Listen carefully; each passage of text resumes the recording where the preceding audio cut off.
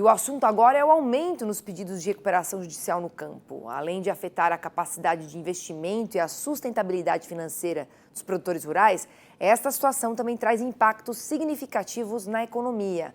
Variação dos preços das commodities e condições climáticas adversas são algumas das causas desse cenário. E para entender melhor sobre esse assunto, nós vamos conversar com o economista Carlos Dias, que está aqui com a gente. Olá, Carlos, bem-vindo ao Mercado e Companhia. Obrigada pela sua disponibilidade. Obrigado a você, Priscila, pelo convite. Estou à disposição. Ô Carlos, como o aumento dos pedidos de recuperação judicial afeta a confiança dos investidores no setor agrícola brasileiro e na economia como um todo? Olha, o que mostra é vamos dizer assim, eventualmente uma má gestão interna, né, das companhias, mas também como o setor agro em particular recebe uma influência muito forte de políticas estruturais do governo central, né, notadamente o governo da União.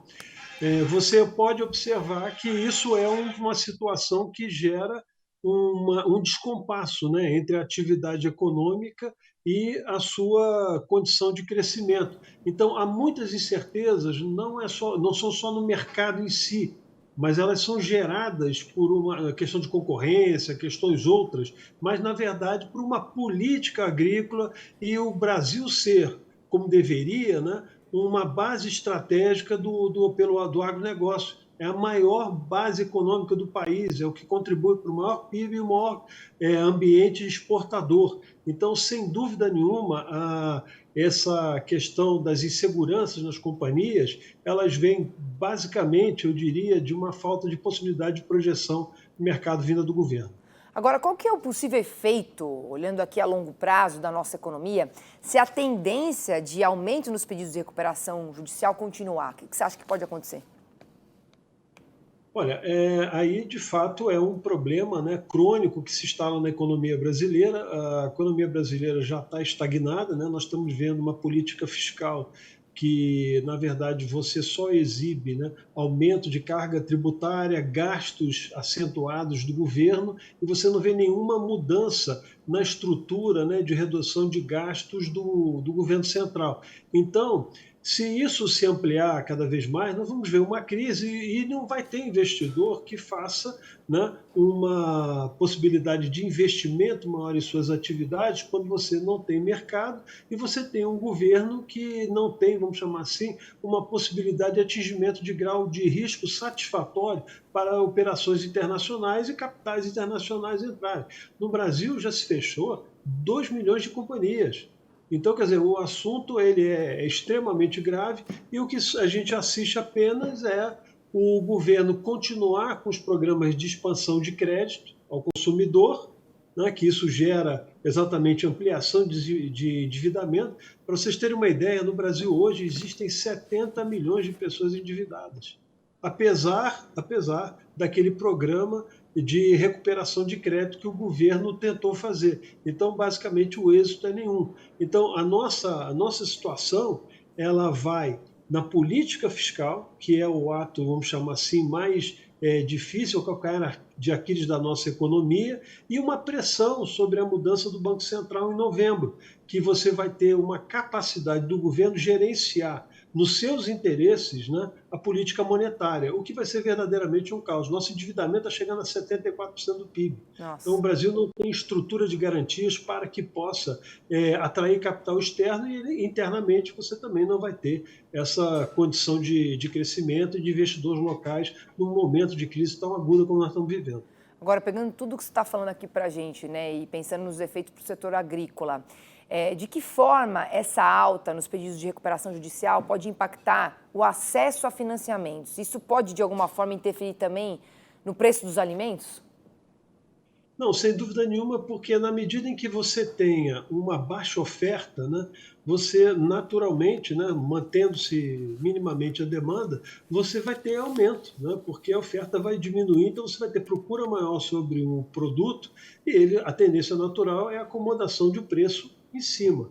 Então, na verdade, a questão, por exemplo, de você ter oferta de crédito para o setor que é fundamental, nós temos duas equações a fazer. Primeira, existe uma política de fato que queira subsidiar as operações de crescimento do setor primário brasileiro, o setor agropecuário, e esse setor, sendo estratégico, ele desenvolve outras cadeias econômicas na sequência, por exemplo, máquinas e equipamentos, implementos agrícolas, enfim, o setor de tecidos, por exemplo, produção de outros bens, que o agro é uma base central. Então, a gente transfere aquilo que já produzimos para ganhar valor agregado no setor industrial. Então, essa é a verdadeira pergunta, né? O agro certamente está aguardando do governo uma política de planejamento do país, uma política de planejamento industrial e também eu diria, de consolidação do setor como uma base de alavancagem do setor produtivo brasileiro.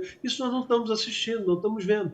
Então, se isso continuar, vai haver uma retração, independentemente, Priscila, das condições, por exemplo, climáticas, questões sazonais, porque isso o mercado absorve bem, mas a questão é que nós não temos um plano de desenvolvimento do país e o governo não reconhece o agro como setor estratégico para essa alavancagem positiva do país.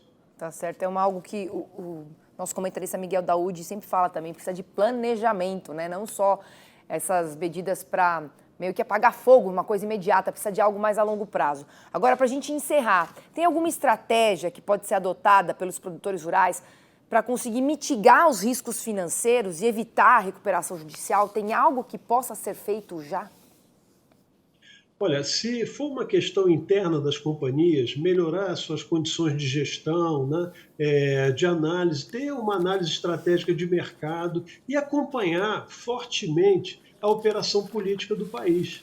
Será que as nossas instituições que hoje nos representam, por exemplo, como a CNA, como a Frente Parlamentar do Agro, está alinhada com as verdadeiras pautas que o setor produtivo, diversificado do setor, quer dizer, totalmente desregulamentado nessa linha, né, de interesses meramente políticos de pressão, elas estão alinhadas com o pensamento do produtor?